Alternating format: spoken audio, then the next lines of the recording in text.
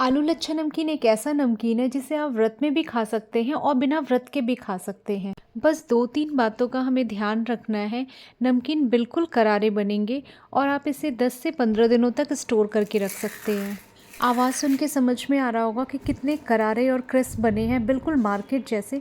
और इसे बनाने में ज़्यादा टाइम भी नहीं लगता है। तो स्टेप वाइज स्टार्ट करते हैं। तो सबसे पहले हमें बड़े साइज़ का आलू लेना है, क्योंकि आलू जितने बड़े होंगे लच्छे भी उतने लंबे लंबे से निकलेंगे। और आलू जो हमें लेना है वो पतले छिलके वाले आलू लेने हैं। पतले छिलके वाले आलू से जो हमारे आलू के लच्छे होंगे वो बिल्कुल क्रिस्प बनेंगे। वैसे आजकल जो आलू आ रहे हैं वो पतले छिलके वाले ही आलू आ रहे हैं। चिप्स वाले जो आलू आते हैं उससे लच्छे बहुत अच्छे बनते हैं। तो सबसे पहले हमें इसे 2-3 बार अच्छे से पानी से वॉश कर लेना है। फिर इसे के छिलके निकाल लेने हैं। तो छिलके निकालते समय इसे बहुत अच्छे से निकाल लेंगे, कहीं भी थोड़ा भी काला हो या कोई भी स्पॉट हो तो उसे भी हम पिलर की हेल्प से साफ़ कर लेंगे। तो इस तरीके से हमने सारे आलू के छिलके निकाल लिए हैं।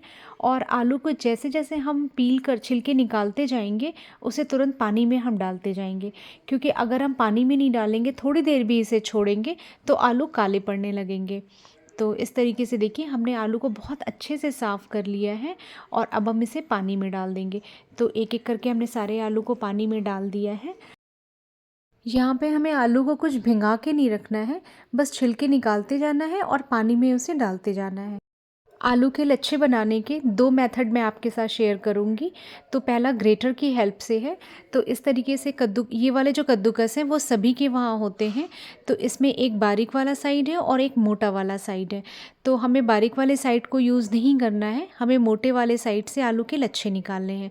तो ये हमारा पहला मेथड है कि हम ग्रेटर की हेल्प से आलू के लंबे लंबे लच्छे इस तरीके से निकाल लेंगे। ग्रेटर की हेल्प से जो हम लच्छे बनाते हैं वो लंबे लंबे तो होते हैं, क्योंकि हमने आलू भी बड़े साइज़ का लिया है और तलने पे ये क्रिस्प भी होते हैं। बस एक ही चीज़ का फ़र्क होता है कि जो मार्केट में लच्छे होते हैं वो बिल्कुल एक, उनकी थिकनेस एक जैसी होती है, लंबाई एक जैसी होती है। बस यही फ़र्क होता है ग्रेटर से ग्रेट करने पे। अभी हमने जो लच्छे बना लिए हैं ग्रेटर से, उसे हम पानी में डाल देंगे। पानी में डालना ज़रूरी है क्योंकि आलू काले पड़ जाएंगे। अब जो दूसरा मेथड है वो चिप्स कटर वाला है। तो चिप्स कटर भी सभी के पास होता है। तो अभी हमें क्या करना है कि आलू के हमें चिप्स बना लेने हैं। जैसे हम नॉर्मल चिप्स बनाते हैं वैसे हमें पतले पतले स्लाइस इसके बना लेने हैं। तो इस तरीके से 1 या 2 आलू लेकर के पहले हम इसके स्लाइस बना लेंगे। और अब हम ऐसे 4-5 ऐसे स्लाइस को इकट्ठा करके, मतलब 4 पीस ले लीजिए या 5 पीस ले लीजिए, ऐसे इकट्ठा कर करके हम इसके 5-6 सेट्स तैयार कर लेंगे। तो यहाँ पे हमने 4 स्लाइस को लिया है और इस तरीके से इसके सेट बना लिए हैं। तो और अब हमें क्या करना है, आलू को पतले पतले जूलियंस में या फिर पतले पतले स्ट्रिप्स में कट करना है।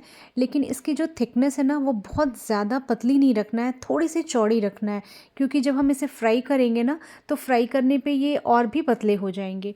तो आप देख सकते हैं इस तरीके से हमें आलू को कट करना है। और इसकी थिकनेस भी बहुत ज़्यादा कम मत रखिएगा, थोड़ा सा मोटा, थोड़ा सा चौड़ा रखिएगा।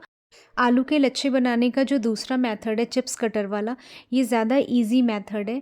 इसमें चॉपिंग में कुछ भी एक्सपर्ट होने की ज़रूरत नहीं है। इसे एक बार ज़रूर ट्राई करिएगा, बहुत आसानी से लच्छे बन जाते हैं और क्वालिटी भी बिल्कुल मार्केट वाली आती है। लेकिन हाँ, फ्राई करने में अगर आपने कद्दूकस से भी किया है या फिर आपने ये वाला दूसरा वाला मेथड से किया है, फ्राई करने में दोनों ही क्रिस्प और करारे बनेंगे। कद्दूकस से बनाएं या फिर चिप्स कटर से बनाएं, ये तो शेप की बात हो गई। लेकिन लच्छे करारे क्यों बनते हैं ये आगे के स्टेप्स में हम देखते हैं। तो इस तरीके से देखिए हमने सारे आलू के लच्छे बना लिए हैं और अब हम इसे पानी में डाल देंगे। आलू के लच्छे बनाते जाइए और उसे पानी में भिंगाते जाइए। अब हमें क्या करना है कि सारे लच्छे बन गए हैं, अब हम इसे 2-3 पानी से बहुत अच्छे से साफ़ करना है। तो अभी जब हमने एक पहली बार जब इसे साफ़ किया है तो पानी का कलर हम दिखाते हैं कि कैसा है। अभी इस जो पानी का कलर है वो कुछ इस तरीके का आपको दिखेगा कि अभी आपको इसमें स्टार्च दिख रहा होगा।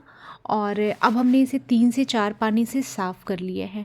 तो पहले वाले पानी में स्टार्च दिख रहा था और अब हम इसे पानी को अलग करके दिखाते हैं। तो हमने एक बर्तन ले लिया है और इस पर छन्नी रख दिया है और अब इस पानी को देखते हैं। तो इस पानी का कलर बिल्कुल क्लियर है।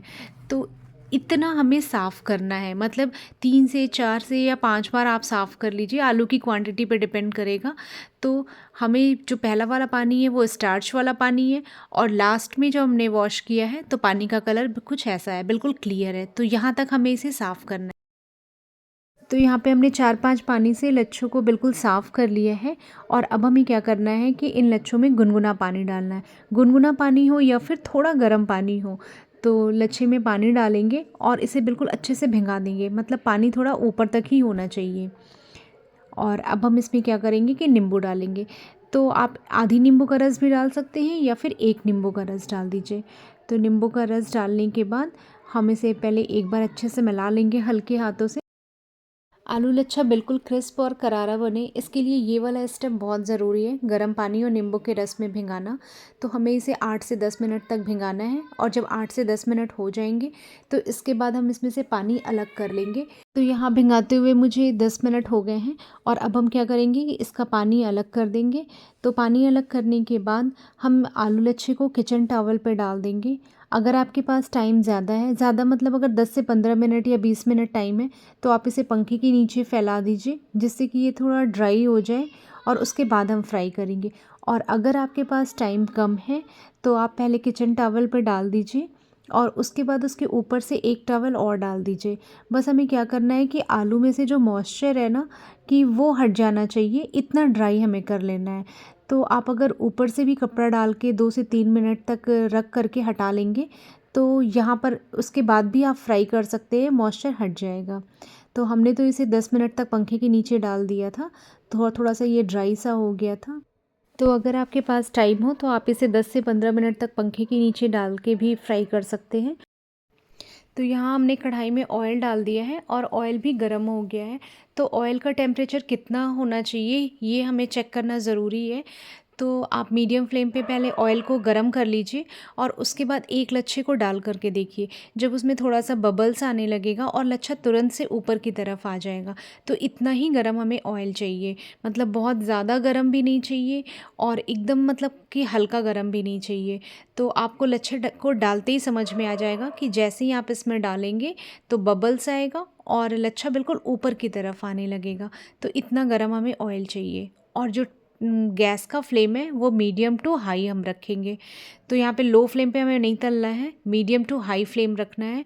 तो इस तरीके से हमने लच्छे को डाल दिया है, और अभी आप देखेंगे ना, जैसे ही आप इसमें लच्छे को डालेंगे बहुत ज़्यादा सा बिल्कुल ऊपर की तरफ बबल्स आ जाएंगे, और धीरे धीरे फिर जो है जब बबल्स कम हो जाएगा तो किसी भी फोक या स्पून से आप थोड़ा थोड़ा सा इसे घुमा लीजिएगा, मतलब ऊपर नीचे की तरफ हल्का हल्का सा इसे चला लेना है। और इस तरीके से बस थोड़ा थोड़ा सा ऐसे चलाते जाएंगे ना आप, ऐसे मतलब कि थोड़ा बहुत हिला लेना है इस तरीके से। और शुरू में तो आपको ये सॉफ्ट लगेगा, लेकिन बस मुश्किल से 2 से 3 या 4 मिनट में ये थोड़ा सा हार्ड हो जाएगा। तो आपको समझ में आने लगेगा कि ये फ्राई हो रहा है। और अब देखिए मुश्किल से 4 से 5 मिनट हो गए हैं, और ये बिल्कुल फ्राई हो गया है, एकदम क्रिस्प हो गया है। तो इस तरीके से आप फ्राई करके निकाल लीजिए, और हम एक टिश्यू पेपर पे इसे डालते जाएंगे, जिससे कि जो भी एक्स्ट्रा ऑयल हो वो टिश्यू पेपर में एब्जॉर्ब हो जाए। अच्छा, अभी जब हम निकाल रहे थे तो गैस का फ्लेम हमने लो कर दिया था, तो या तो हम लो कर लेते हैं या फिर गैस का फ्लेम ऑफ़ कर देते हैं। तो इसलिए जब हम दूसरा बैच डालें तो फिर से हम गैस ऑन करके और ऑयल को फिर से हम गरम कर लेंगे, और एक बार फिर से चेक करने के बाद ही हम दोबारा उसमें दूसरा बैच डालेंगे। तो टेम्परेचर हर बार हमें वैसा ही गर्म चाहिए ऑयल का। तो इस तरीके से हमने इसमें दूसरा बैच डाल दिया है, और ऊपर से खूब अच्छा सा बबल्स आ गया था। अब देखिए बबल्स कम हो गए हैं। एक बार हम इसे फिर थोड़ा सा उलट पलट ले रहे हैं, या थोड़ा सा इधर उधर करके मिला ले रहे हैं। आपको देख के समझ में आ रहा होगा कि अब ये धीरे धीरे से थोड़ा हार्ड होता जा रहा है। तो इसे फ्राई करने में टाइम नहीं लगता है, 3 से 4 मिनट में ये फ्राई हो जाते हैं। तो देखिए दूसरा बैच भी हमारा फ्राई हो गया है, इसे भी हम टिश्यू पेपर पे डाल देंगे। तो इस तरीके से आप जब भी लच्छा बनाएंगे ना, ये छोटी छोटी सी कुछ बातों का ध्यान रखते हुए तो लच्छे बिल्कुल करारे और क्रिस्प बनेंगे, और आप इसे आराम से 10 से 15 दिनों तक स्टोर कर सकते हैं। आप आवाज़ सुन के भी समझ में आ रहा होगा आपको कि कितने क्रिस्प और करारे बने हैं। तो आप इसे व्रत में खाना चाहें तो भी आप तुरंत से कच्चे आलू को तुरंत ग्रेट करिए या फिर आप इसे कट कर लीजिए और इस तरीके से फ्राई कर लीजिए। और अब हम इसमें मूंगफली भी फ्राई करके डाल देंगे। तो ऑयल हमारा गर्म है, मूंगफली को हमने डाला, इसमें थोड़ी सी चटक गई मूंगफली और अब देखिए मूंगफली भी इसमें डाल दिया है। अगर आप चाहें तो इसमें अपनी मनपसंद ड्राई फ्रूट्स काजू किशमिश बादाम भी ऐड कर सकते हैं। और देखिए इस तरीके से हमारा आलू लच्छा बन करके बिल्कुल तैयार है। ऊपर से हम इसमें कुछ मसाले डालेंगे, काला नमक, सादा नमक, चाट मसाला, थोड़ी सी पिसी हुई चीनी डालेंगे। तो इन सारी चीज़ों को डालने के बाद एक बार हम इसे अच्छे से मिक्स कर लेते हैं। और मिक्स करने के बाद आप इसे थोड़ा सा जब ये ठंडा हो जाए तो किसी भी एयर टाइट बॉक्स में डाल दीजिए और इसे आराम से आप इस 10 से 15 दिनों तक इसे एंजॉय कीजिए। इन सारी छोटी छोटी बातों को ध्यान रख कर के आप इस लच्छे नमकीन की रेसिपी को ट्राई करिए और अगर समझ में आए तो चैनल को लाइक सब्सक्राइब फॉलो कीजिए।